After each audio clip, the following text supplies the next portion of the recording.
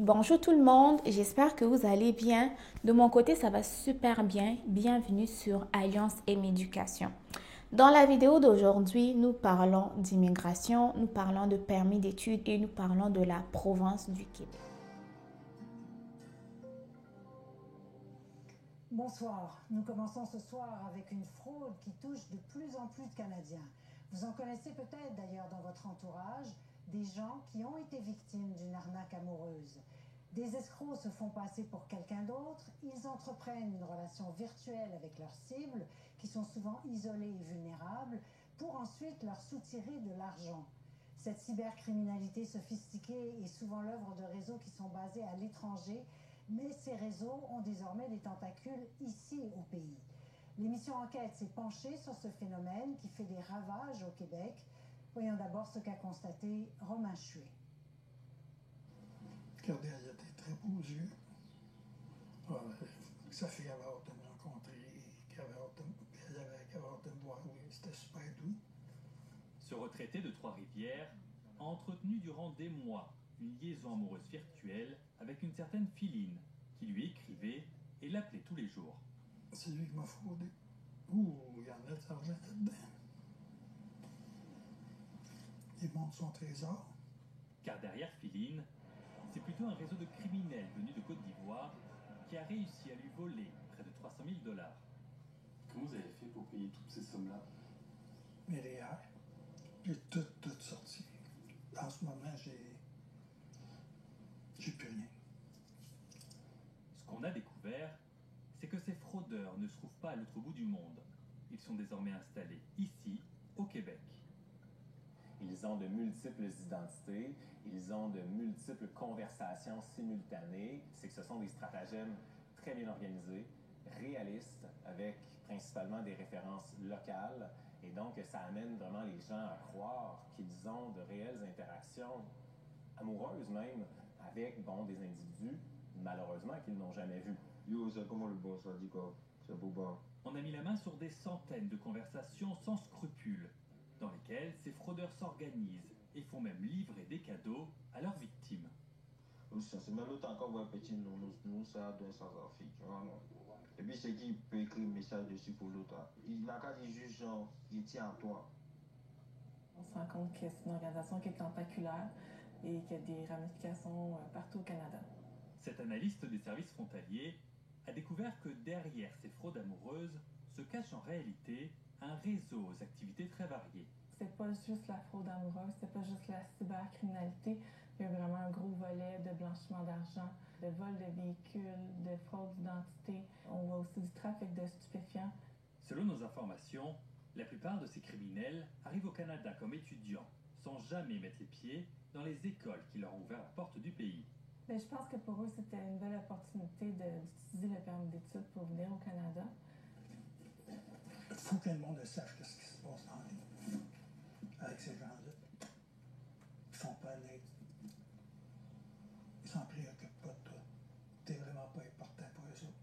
Immigration Canada nous a confirmé qu'aucune vérification automatique n'est faite pour l'instant auprès de ceux qui détiennent un permis d'études. Une faille qui semble désormais bien connue par ces groupes criminels.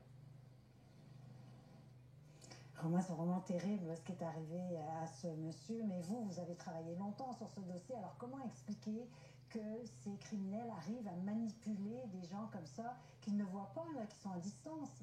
Vous l'avez bien dit, en fait, c'est de la manipulation. Souvent, ça commence par un courriel ou sur une demande Facebook. On l'accepte et la personne, il faut le préciser, elle est souvent seule, elle est âgée, elle est vulnérable. Il va y avoir des petites conversations d'abord. Comment ça va? Qu'est-ce que tu fais comme travail? Et ensuite, ça devient tous les jours. Ça devient récurrent à des heures régulières. On change ensuite de plateforme. On va sur des applications que la victime connaît moins, Teams, WhatsApp, Snapchat, Google Chat. En fait, le but, c'est d'isoler la victime. Que la conversation, en fait, que tous les jours, finalement, on se retrouve entre le criminel et la victime. D'abord, tout va bien. Et c'est un engrenage. Au fur et à mesure, on va demander de l'argent. On va dire qu'il y a eu un accident, que mon enfant a eu un problème, que j'ai une facture au téléphone à régler, une facture d'Internet. Et il faut la régler parce que sinon, Céline, on ne pourra plus communiquer. Donc, il faut m'aider à payer ces 300 premiers dollars. Et ensuite, c'est l'engrenage et on passe de plusieurs centaines à plusieurs milliers de dollars, évidemment. Et ce sont des personnes, évidemment, qui sont vulnérables et qui n'ont avec eux que cette conversation et ils pensent que c'est le grand amour. Ouais, ils n'ont pas de recours ensuite pour récupérer l'argent, par exemple. Mais ce qu'on voit là, ce n'est que la pointe de l'iceberg, en fait. Parce que ce qu'on dit, c'est que 5 à 10% seulement des victimes osent porter plainte. Selon le Centre antifraude, les fraudes amoureuses au Canada, ça représente environ 58 millions de dollars l'an passé volés à des victimes canadiennes. Si on parle de 5 à 10%, on peut imaginer que c'était centaines de millions en fait qui sont volés. Selon les autorités canadiennes, le crime organisé africain, donc ceux qui sont derrière l'arnaque amoureuse, ceux qui sont basés actuellement au Québec, ont fait transiter dans les derniers mois, on parle d'un demi-milliard de dollars, Céline. Donc c'est loin d'être un phénomène marginal. Ouais, justement, vous êtes allé à Abidjan, en Côte d'Ivoire, pour retrouver ces complices là, des criminels qui agissent ici au pays. Comment ça se passe là-bas? Mais en fait, la Côte d'Ivoire, c'est devenu en quelque sorte la capitale francophone de la fraude amoureuse. Il y a quelques années, on parlait beaucoup du Nigeria, c'est le côté anglophone, et on a copié ces méthodes-là. Les autorités parlent même d'une mafia africaine, donc qui peut être impliquée et dans l'arnaque amoureuse, et dans l'exportation de véhicules, dans le proxénétisme également, dans le blanchiment. Et donc en Côte d'Ivoire, l'argent arrive, l'argent est utilisé, mais ce qu'on s'est posé comme question, c'est pourquoi les Ivoiriens ciblent en fait les Canadiens, pourquoi est-ce qu'ils ne ciblent pas les Français, les Belges, les Suisses, évidemment d'autres francophones. Et vous le verrez dans ce reportage, les réponses sont assez surprenantes. Je m'appelle Alvin, j'ai 36 ans, je suis un ex-brouteur. J'ai arnaqué des victimes un peu partout, notamment au Canada. Alvin est un spécialiste de l'arnaque amoureuse, un brouteur comme on les appelle ici en Côte d'Ivoire. Le broutage, c'est gagner la confiance, gagner l'amour et soutirer de l'argent. Moi, j'appelle ça la clé, le triangle de la clé du broutage. Gagner la confiance, gagner l'amour et soutirer de l'argent. Alvin nous a demandé de ne pas montrer son visage, car il a été un membre important d'un réseau criminel qui cible particulièrement les Québécois. Les clients canadiens, je ne sais pas ce qu'ils ont, mais je prends l'impression que ce sont eux qui sont les plus faciles. Bon, je vais vous envoyer là où, dans le cybercafé où j'ai commencé le broutage. Salut mon gars. Pour appâter leurs victimes, souvent seules et vulnérables, les brouteurs créent de faux profils sur les réseaux sociaux. Ils peuvent ensuite discuter avec elles durant des semaines avant de leur demander de l'argent.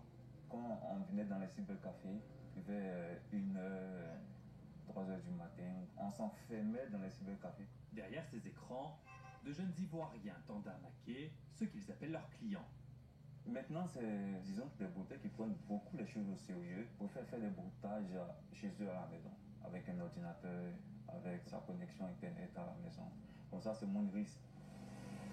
Je ne suis pas surpris de ces aspects novateurs de la délinquance. Ce criminologue étudie l'évolution de ces réseaux criminels qui ont pris une grande ampleur dans son pays. J'ai fait l'historique même de la cybercriminalité. La Côte d'Ivoire était loin derrière le Nigeria. En Afrique de l'Ouest, le pays où il y avait plus de cybercriminalité, c'était les pays anglophones, le Nigeria, le Ghana. Mais aujourd'hui, en tant que pays francophone, la Côte d'Ivoire bat tout cela en matière d'arnaque sur le net. C'est démentiel. C'est démentiel. En Côte d'Ivoire, le broutage est devenu une véritable activité professionnelle. On est même tombé sur cette école avec un drapeau canadien devant l'entrée qui se vante de former des hackers professionnels. Donc aujourd'hui, ce sur quoi on veut travailler, c'est parler de, on a dit quoi, comment gagner de l'argent légalement. Ceux qui disent c'est une école de brouteurs, vous répondez quoi? On dit non, c'est une école de cybersécurité. C'est tout. Ce que nous on veut, c'est qu'aujourd'hui ces gens qui apprennent ne tombent pas dans des réseaux cybercriminels. Mais le directeur de cette école n'est pas dupe. Certains de ses élèves seraient eux-mêmes des brouteurs. Parce que quand tu prends du broutage, c'est... Beaucoup de jeunes n'ont pas honte de dire qu'ils sont brouteurs. On veut qu'ils soient de ces réseaux parce qu'ils verront d'autres opportunités et ils comprendront que le broutage aujourd'hui, c'est la prison. Mais l'arnaque amoureuse ne serait pas qu'une question d'argent ici en Afrique. Ce qui donne la force aux brouteurs, la majorité des brouteurs, pas de la dette coloniale. Ça veut dire quoi? La dette coloniale, c'est du fait qu'il y avait des Blancs qui étaient ici en Côte d'Ivoire, qui ont profité des richesses ivoiriennes, de la terre, de l'or et tout. Voilà. Donc il mérite de payer maintenant? Oui, il mérite de payer maintenant. Même s'il a gagné des dizaines de milliers de dollars, Alvin a finalement décidé de quitter ce milieu, rongé, nous dit-il, par les remords. Je me rappelle des crimes que moi aussi j'ai commis. Ça me fait vraiment mal. J'ai encore plus de peine parce que je sais que c'est quelque chose qui ne va pas pouvoir s'arrêter si facilement. Car d'autres brouteurs ont pris le relais et le Canada. Depuis plusieurs années, voire même plusieurs mois, vous avez remarqué que la province du Québec ne cesse de faire pression sur Ottawa pour diminuer le nombre de nouveaux arrivants dans cette province. Premièrement parce que la province est débordée, mais ce qui se passe, c'est que en fait, l'immigration, le rôle principal de l'immigration commence à être détourné malheureusement. Vous savez, il y a plusieurs immigrants qui viennent au Canada. Il y a des résidents permanents, il y a des travailleurs, il y a des étudiants. Les étudiants étrangers, quand ils viennent au Canada, ils viennent grâce à un permis d'études parce que c'est le moyen qui leur permet de rentrer au Canada et venir étudier dans la province du Québec grâce à un CAQ ou dans d'autres provinces. Mais figurez-vous que dans l'article en fait que je vais vous présenter, c'est que des réseaux de personnes mal intentionnées, on parle de fraudeurs, on parle des criminels, profitent maintenant, de rentrer au Québec à partir d'un permis d'études pour commettre des méfaits dans cette province. Vous allez le voir dans l'article que je suis en train de vous montrer. Vous pouvez voir les photos tout juste ici. Et le titre de l'enquête qui a permis de mettre en lumière cette grande organisation mafieuse qui exerce ici dans la province du Québec et dont la plupart des personnes sont rentrées dans la province grâce à un permis d'études. L'enquête s'intitule « D'arnaqueurs de l'amour à voleurs, le crime organisé africain s'étend au Québec ». Vous allez vous dire que, pourquoi on parle d'Africain? Parce que l'Afrique, c'est quand même un continent, on va se le dire. L'Afrique n'est pas un pays. C'est un continent qui compte plus de 54 pays. Mais le fait en est que les membres de ces réseaux mafieux-là proviennent de plusieurs pays en Afrique et il y en a quelques qui ont été cités dans l'article. Et donc, au lieu de dire, je ne sais pas, telle nationalité ou telle nationalité, ils ont appelé ça africain. Mais on sait tous que africain, c'est général parce qu'il y a beaucoup de pays en Afrique. Il y a plus de 54 pays. Bon, la situation maintenant, c'est quoi en fait l'histoire, Qu'est-ce qui se passe réellement? C'est que je ne vais pas vous lire l'article au complet. Je vous mettrai l'article dans la description d'informations pour que vous ayez le lire. Mais moi, je vais vous ressortir les éléments qui m'ont le plus intéressé quand j'ai lu l'article.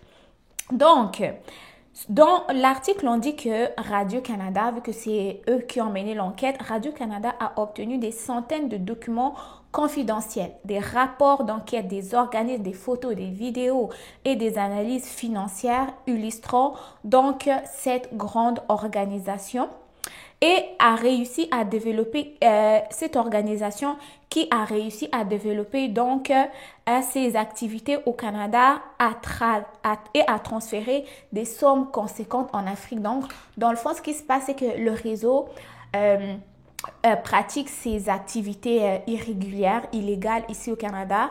Et une fois qu'il y a de l'argent, parce que le but, c'est donc faire de l'argent et cet argent-là est transféré donc dans les pays en Afrique. Donc, dans l'article, on dit toujours que c'est un réseau tentaculaire. Donc, il y a plusieurs cellules que je peux dire avec des ramifications partout au Canada. Donc, ce n'est pas simplement au Québec, mais il y a d'autres réseaux au Canada. Mais dans le documentaire, ici, on parle plus vraiment des découvertes qu'ils ont faites ici au Québec. Voilà. Dans l'article, on nous fait savoir encore que c'est plus de 200 les amis, plus de 200 membres de cette organisation qui vivent actuellement au Québec. Toutes les semaines, on découvre des nouveaux membres au pays et on se rend compte qu'ils sont bien enracinés au Québec. Donc, le Québec, en fait, c'est comme le QG, parce qu'il y a déjà plus de 200 membres, et chaque semaine, ils découvrent d'autres membres. Et si ils ont dit qu'il y a d'autres ramifications au Canada, ça veut dire qu'il y a plus que 200 membres dans le Canada au total, parce qu'ils sont déjà 200 au Québec, ça veut dire qu'ils sont nombreux. On continue.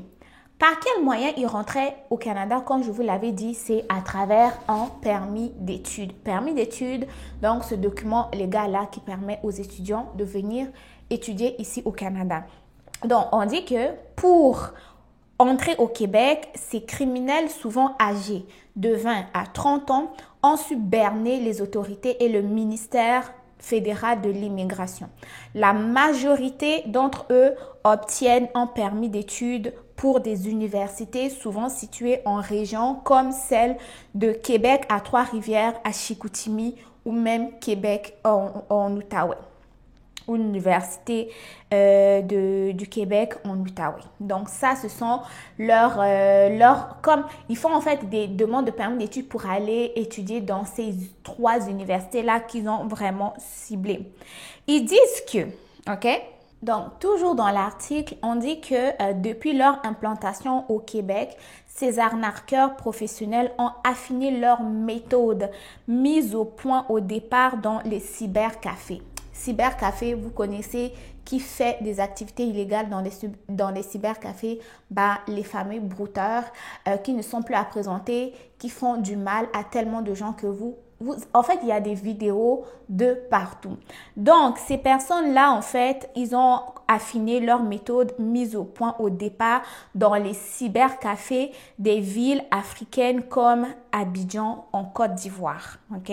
Donc, ils disent que comment est-ce qu'ils vont opérer, en fait, c'est qu'après un premier contact numérique, souvent à travers un courriel ou Facebook, ils entraînent leur interlocuteur sur une autre messagerie comme WhatsApp, Teams, Snapchat, Google Chat, afin de les isoler et les mettre en confiance, puis de leur demander de l'argent. Okay? Donc, c'est vraiment déplorable. Vous pouvez voir les vidéos, les photos de ces personnes ici. L'article complète, regardez, ça, ce sont des dollars canadiens. Vous avez des billets de 50, vous avez des billets de 20 $. Aïe, aïe, aïe, aïe. Avec cette inflation-là, franchement, regardez comment est-ce qu'eux, ils ont réussi à... Voilà. Voilà. L'article est intéressant. Il faut vraiment la lire. Je vais vous la mettre en description parce que en dehors de leur façon de procéder, c'est que premièrement, ils vont utiliser l'arnaque à l'amour et aussi, ils font comme des importations de voitures volées du Canada vers l'extérieur. Donc, les amis, quand on dit que si tout au niveau de l'immigration est en train de changer, c'est pour rien, ok? À la base, le Canada accueille les gens pour les aider, ok?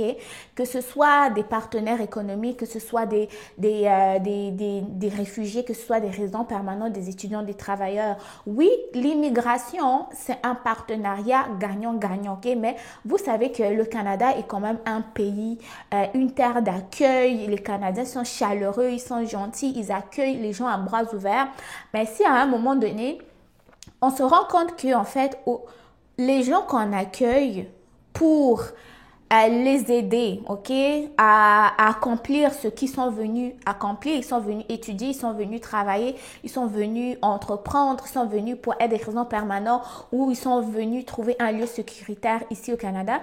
Si ces personnes-là commence à montrer en fait aux autorités canadiennes qu'ils n'auraient pas dû les emmener, ce qui va se passer, c'est que à un moment donné, le Canada aussi va se dire que mais nous on accueille les gens pour telle raison et eux quand ils arrivent ici, en fait c'est ça. Donc en fait c'est comme si ils étaient payés en monnaie de singe, quoi. Donc ça c'est une expression, je ne sais pas si je l'ai bien formulé, mais sachez que les conséquences de certaines personnes d'un certain petit groupe va avoir des répercussions sur un grand nombre de personnes et c'est ce que vous êtes en train de remarquer en ce moment avec tous ces différents changements, tous ces resserrements autour des programmes et politiques d'immigration. C'est pas des choses qui ne viennent de nulle part. Oui, d'un côté, il y a l'économie qui va mal, il y a l'inflation et autres, mais tout ce que vous êtes en train de voir et de lire là, ça aussi, ça contribue beaucoup. Donc, faites attention à ce que vous faites.